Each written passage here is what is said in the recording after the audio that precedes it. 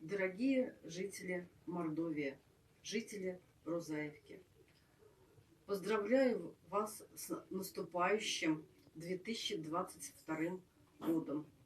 Тихо уходит год быка, уносит наши невзгоды и неприятности.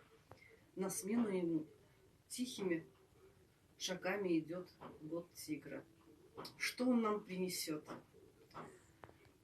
Этот год был непростым для нас. Прыгающие постоянно цены, низкие пенсии, постоянно высокие проценты в банках. Стабильности нет. Но все равно я хочу вас поздравить с этим наступающим Новым годом.